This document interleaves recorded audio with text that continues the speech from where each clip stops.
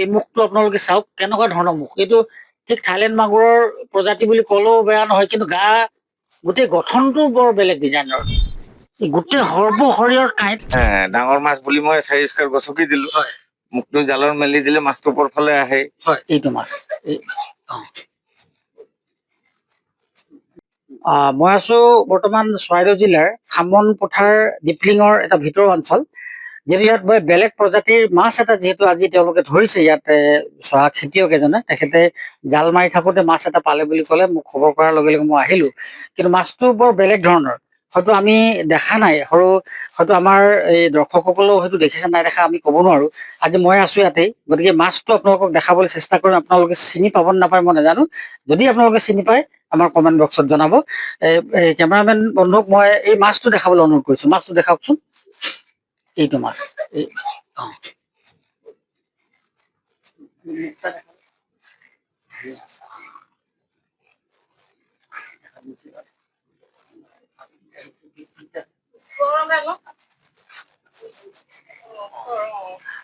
মই জানিব চেষ্টা কৰিম যিজনে মাছটো ধৰিলে তেখেতে ক'ত কেনেকে পালে, কওকচোন মাছটো ক'ত পালে? মই লাৰু দিছিলো, জালত উঠি আহিলে। ডাঙৰ মাছ বুলি মই 4 স্কাৰ গছকি দিলো। মুখটো জালৰ মেলি দিলে মাছটো ওপৰ ফালে আহে। বনাই পকাই লৈ আনিলো, ভাবিলো এইটো ৰৌ বাহু হয় নহয়। পাছত গোটেই কাঁইট ঘৰত আনিছো আৰু।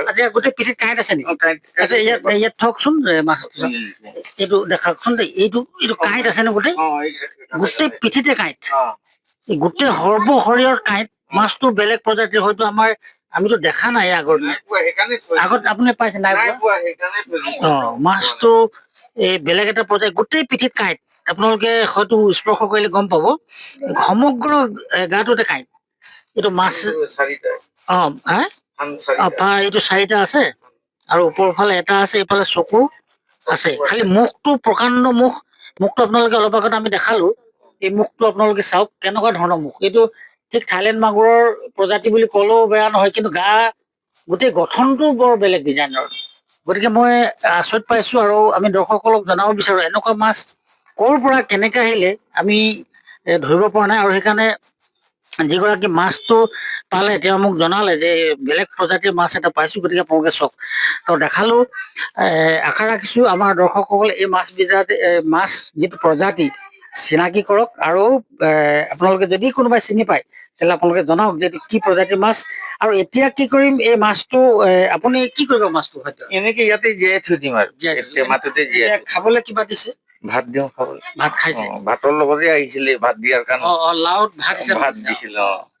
ঠিকে আছে, আমি আশা ৰাখিছো মাছটো সদ্যহতে আপুনি জীয়াই ৰাখক। এইটো খাবও নালাগে, মাৰিবও নালাগে, জীয়াই ৰাখক। হয়তো কোনোবা আমাৰ দৰ্শকসকলৰ মাজত কোনোবাই হয়তো চিনি পায়, ইয়াক যদি কিবা উচিত ব্যৱস্থা কৰিব পাৰে বা কিবা ব্যৱস্থা কৰে, আৰু বা হয়তো মীন বিভাগেও যদি চায়, তেওঁলোকেও যদি ইয়াক কিবা সংৰক্ষণ কৰিব যদি বিচাৰে তেওঁলোকে ব্যৱস্থা কৰিব। গতিকে আমি আশা ৰাখিছো মাছখিনি ধুনীয়াকে আপুনি খুৱাই বুৱাই জেগাত থৈ দিব। আচ্ছা, আপোনাৰ নামটো কি আছিল? শ্ৰী মণিকৰ্মী। ঠাইডোখৰ খামন পথাৰ, চৰাইদেউ জিলা, এই পঞ্চায়তটো কি পৰে? কাকতিবাৰী পঞ্চায়ত। ধন্যবাদ থাকিল। আমি আশা ৰাখিছো এই মাছটো প্ৰজাতি আমাৰ কোনোবা যদি সদাশয় দৰ্শকে চিনি পায় তেওঁলোকে আহি যদি ইয়াক কিবা উন্নত মানৰ কিবা কৰিব বিচাৰে তেওঁলোকে কৰিব পাৰে। মই সমগ্ৰ ঠিকনাটো দি দিয়া হৈছে। মই ধন্যবাদ জনাইছো। আৰু এনেকে জেগাতে থাকিব দৰকাৰটো। যিকোনো খবৰৰ বাবে যোগাযোগ কৰক 7099017330 লগতে 7099017110 নম্বৰত।